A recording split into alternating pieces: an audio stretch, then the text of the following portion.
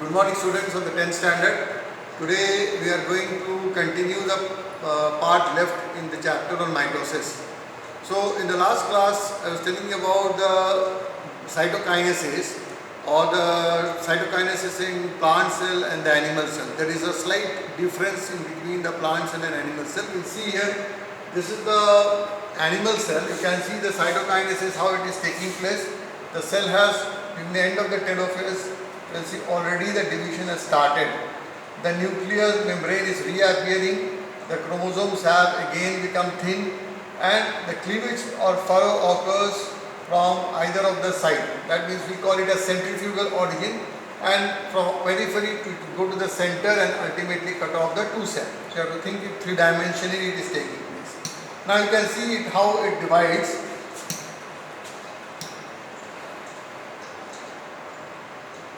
So you can see here the two cells have divided and the two cytoplasm is created and two cells we get from a single cell. But if you see the cytokinesis in the plant cell, see this is a plant cell, the cell wall is a very rigid cell wall, and you have the prophase stage followed by the metaphase stage, anaphase stage and the telophase stage. Now in the telophase stage you can see that both the nucleus have separated, and at the end of this telophase the cell plate formation takes place from the center of the cell and it proceeds towards the periphery. We call it a centrifugal in origin, and ultimately the two cells are separated from the middle. Now let us see here. You can see the cell plate here and the formation of the cell plate takes place and both the cells are separating out slowly. Okay, you have seen now the two cells are separated. So this is the difference basically in a plant cell and animal cell, how the cytokinesis takes place. Now we'll start with meiosis, the second type of cell division. Meiosis, as you know, it takes place in most of the germinal cells, that means the reproductive cells. So like in plant, the reproductive cells are located in the pollen grain or in the anther lobes and in the ovule. In animal cell it is in the testes or in the ovule. Now meiosis is actually a type of cell division where you have two division. One we call meiosis 1, another is called meiosis 2. Meiosis 1 is a reductional division. You can see this is showing 2n, which is a diploid cell. Most of the chromosomes remain always in even number in the cell, exceptions are there, and when they divide during the first division, meiosis 1, it divides into two haploid cells, that is N and N. But this is followed by meiosis 2. Again they divide mitotically into 4 cells. So we say meiosis 2 is a mitotic division. So at large we see the meiosis, we can say meiosis 1 and meiosis 2 is there. In meiosis 1 there are 4 phases. We call it prophase 1, metaphase 1, anaphase 1, telophase 1 and cytokinesis. But prophase 1 is a very prolonged phase and it is divided into 4 stages: leptotene, zygotene, pachytene and diplotene. Now after that there is a short condensation of the chromosome, what we call diakinesis, followed by metaphase 1. So if you are asked that which is the longest phase in the cell division in meiosis, we say the prophase 1 is the longest phase. Now in 10th standard we don't have to go into the parts of the leptotene, zygotene, each of the part did not be studied, but we will study of course certain events like crossing over. I have already discussed, we will discuss it again. Now during this cell division, the first division takes place with the cytokinesis 1, where these two cells are formed with the haploid chromosome. Now this is followed by the meiosis 2, and that means after cytokinesis there may be a short diakinesis 2 with followed by prophase 2, metaphase 2, anaphase 2, telophase 2 and cytokinesis 2. So meiosis we have two divisions, we have 4 cells from a single cell. Now let us see in meiosis 1 that what are the things. Will go a little bit rapidly, it is not required for 10th standard. You can see here it takes place in the male cell diploid and also in female in the diploid cell, and they form the sperm which is haploid and the egg cells which is also haploid. Now you can see this is the diploid cell which is having 2 chromosomes. Now this 2 chromosomes divide into 2 sister chromatids. Here also it is 2 chromosomes. Okay. Now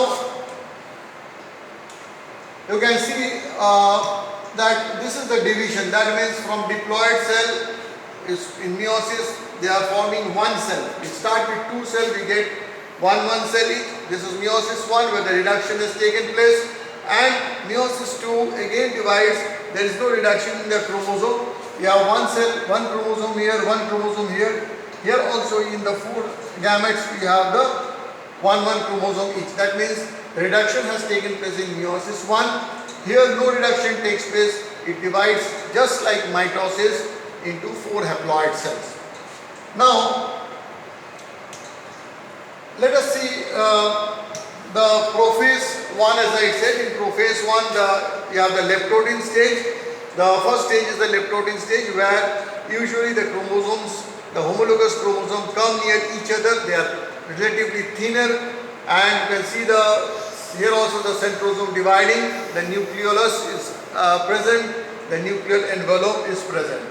Now leptotin is followed by the zygote. In zygote, zygote means 2. You can see the homologous chromosomes are pairing up, and that stage is called the diad stage. Followed by the zygote is followed by the Paquetin stage. Usually in Paquetin, each of the chromosome divide into 2 sister chromatid, and the formation of the synaptonemal complex takes place, and the initiation of the crossing over takes place in the Paquetin, where the non-sister chromatid of the homologous chromosome come near each other and exchange the genetic material, which later on gives rise to the variation. You can see here the crossing over is taking place in between the non-sister chromatid of the homologous chromosome. Now Paquetin is followed by, so this is usually the result what we see, the variation, the different of eye color between the mother and the children. This variation mainly arises due to the crossing over. So that crossing over is one of the phenomena which is very interesting in case of the meiosis. Now after Paquetin, the diplotin, the chromosome separated. So this is what is prophase 1, and prophase 1 is followed by the prophase 2. Usually, that after the diplotin stage, we have the dikinesis. As I told you, the condensation of the chromosome takes place. The meiotic spindle is formed, and followed by the cytokinesis. In cytokinesis, usually the cell divides. So that is what is about the meiosis 1. Now we are going to study about the meiosis 2, which is just like mitosis. We are going to study it in the next class. But before that, we would like to know about a little bit of the significance of the meiosis. Like in the chromosomes become half in the gamete, which during fertilizations become diploid. So the gamete formation, this is the male gamete, and the female gamete forms the zygote. The zygote is 2n. So this is one of the things that restoration of the chromosome number takes place. This is because of meiosis. Because if chromosome numbers are different, it can lead to a real problem in any organism, like in human being or in animals. In plant, it may not affect that much. Crossing over also is taking place, which brings a variation in the offspring, and this variation is mostly, there can be advantageous and in most of the cases, and it can bring to the natural selection also. Meiosis in plants takes place in the anther lobes and in the ovule, the male and the female reproductive organ. And meiosis in animal, it takes place in the testis and the ovary, which are the male reproductive and the female reproductive organ in case of the animals. So next class we are going to study more details about the meiosis 2, which is like mitosis, but we'll just discuss about it. Thank you very much, and if you have any question, you can put up the question in the question sections of the video where we upload it. And till then, take care and have a nice day.